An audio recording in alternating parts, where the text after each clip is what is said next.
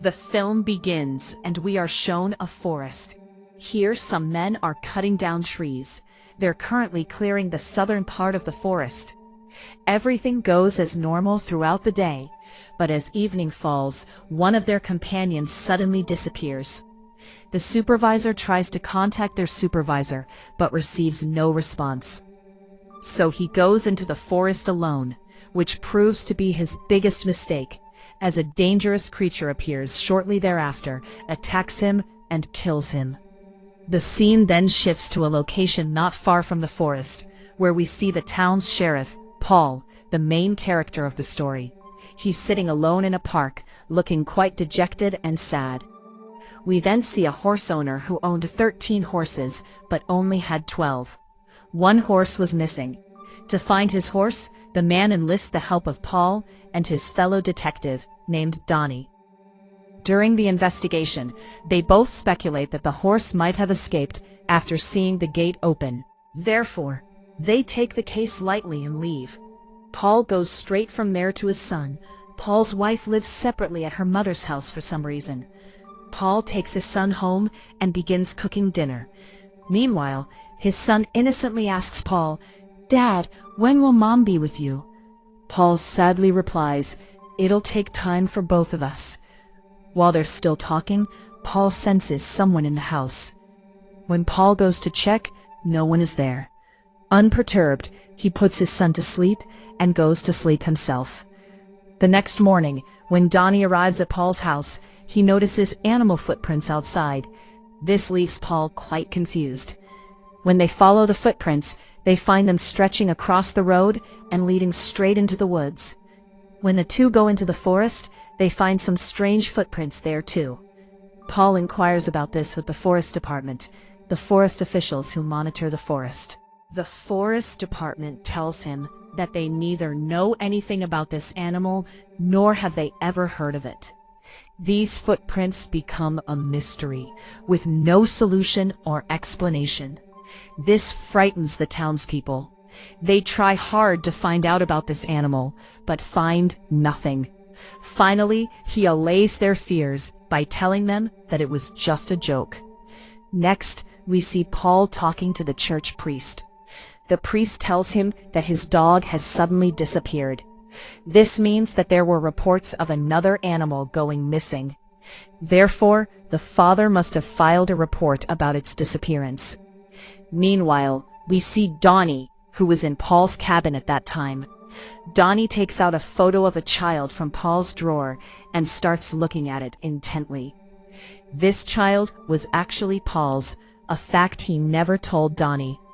When Paul goes to buy groceries at the store owner questions him about the animal that has come to town. Another store employee interrupts, saying that his grandfather told him that there was something dangerous in the forest that could be a threat. But Paul doesn't believe him. He even says, "What kind of police are you who haven't been able to catch that animal yet?" He hurls several other insults at Paul, angering him. Paul scolds him and leaves. Outside, Paul meets a hunter. He tells him that deer used to be abundant in this forest, but now there's no deer to be seen anywhere near it. It seems as if all the deer have disappeared, not just the deer, but all the animals in the forest. Paul too feels uneasy after hearing the hunter's words, and goes to his wife's house to pick up his son. His wife tells Paul that when she and her son went to the park, all the kids were saying that the demon monster had arrived, and that those footprints were his. This frightened Paul greatly. Their conversation also reveals that she had separated 6 months earlier, and for a serious reason. As soon as their conversation was over, his wife sent their son with Paul. While they were on the road, a strange, dangerous creature appeared in front of their car, and upon seeing them, quickly ran into the forest. Paul decided to get out of the car to see the strange creature, and to protect his son, he kept him inside. He orders them to stop. When Paul goes into the woods, he finds the horse's owner's missing horse's collar. This leads Paul to believe that this monster creature may have killed and eaten the horse, and that it may have also killed his father's dog. However, he can't see the animal as it has run away, so Paul starts back toward his car. But when he looks inside, he finds his son missing. This shocks Paul. He calls out for his son repeatedly, but there's no response, further increasing his anxiety. Then his eyes fall on his horse, and when he goes inside to check, his son is inside. Seeing him, Paul feels relieved. He meets his son and says, "Thank God he's fine." Meanwhile, we see Donnie, who has come to the hunter's bar. He offers Donnie a drink, and the two begin to talk. The hunter tells him a story about the forest, told by his grandmother. He says that it's believed that spirits reside in this forest. He also tells of a boy who disappeared some time ago, and when found in the forest, was found hanging from a tree 30 feet above, in a very bad condition. Obviously, this couldn't have been done by a human. Therefore, everyone believes that a demon monster lives in the forest, preying on humans and animals on a daily basis. This strikes fear into Donnie's heart. Obviously, she too is a resident of the same place, so her anxiety increases. The next day, Paul and his wife go to their son's school and meet with the principal. The principal complains about his use of the wrong word. She also explains that whenever their son mentions his brother, it sounds as if he's still alive, even though his brother had died some time ago. The same brother whose photo Donnie found in Paul's drawer. Paul's wife and the principal argue over this, and they leave. Paul passes by a path and sees his son's grave, making him sad. He then spots Donnie standing on the other side, who, upon seeing Paul, approaches. A few minutes later, they hear a strange sound. As they look up at the sky, they see millions of birds flying. The sight of them frightens them both. The hunter tells Donnie that the forest had been destroyed, and it's evident. This means that all the birds are fleeing the forest. The problem is that the birds were supposed to be heading towards the south area, but they're taking the wrong route, which gives them a hint of something strange happening. After listening to Paul, Donnie tells him about his conversation with the hunter. When he mentions the boy's body found in the woods, Paul dismisses it as a murder case because he didn't believe in creatures. Later that night, we see Donnie and Paul's wife. Donnie fixed his car. During their conversation, he tells her the story of his becoming a police officer. Paul's wife also recounts her past. "When I went to my mother's house with my son, my other son and Paul were home alone. Meanwhile, our son went to the swimming pool and accidentally drowned.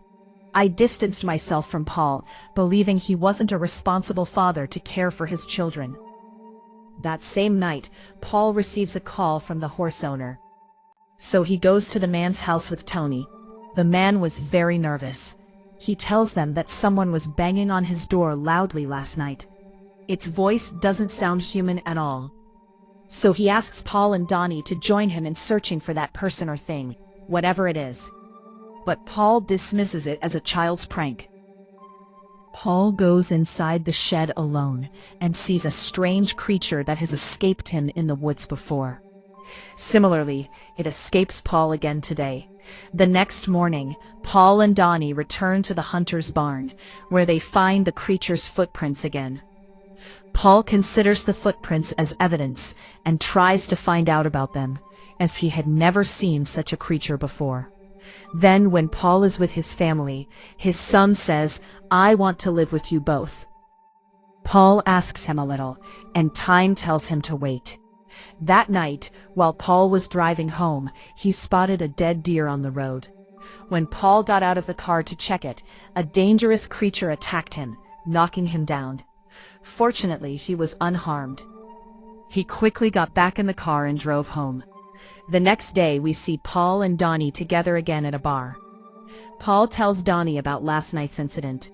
He says that at first, the creature seemed like just a story. But when he was attacked, he too realized the creature's presence, that it really does exist. There, They also encounter a store worker who teases them again by calling them coolies. The next morning, 3 hunters go into the forest to hunt animals.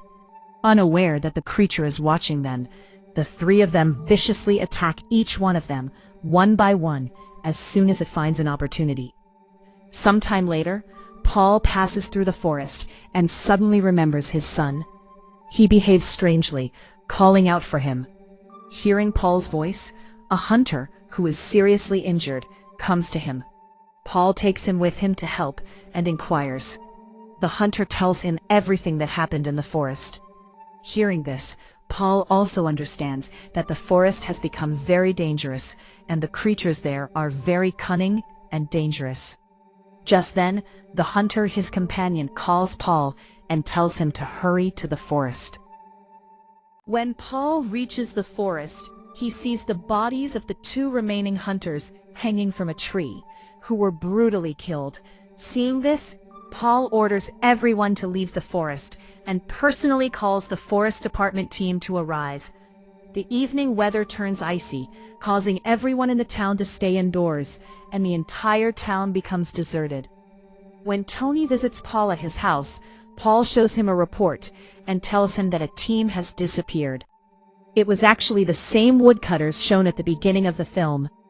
According to Paul, clearing the forest has freed the creatures.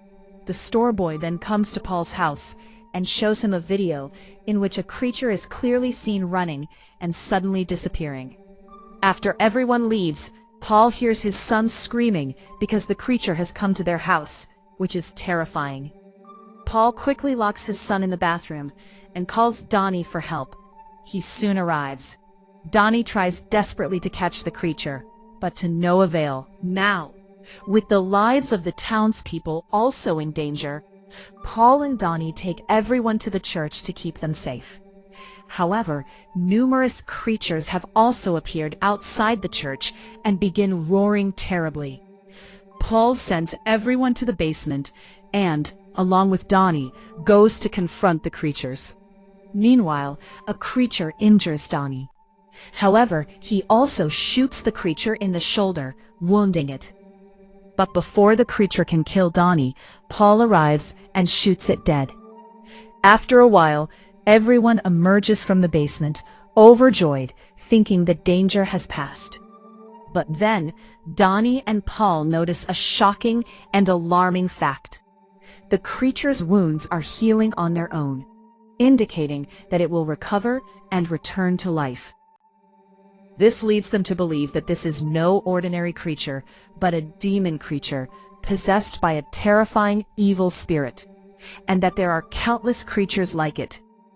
The fear is not just present, but has spread beyond. As these terrifying creatures surround the church, their doom is now clearly visible, as they will destroy the entire world.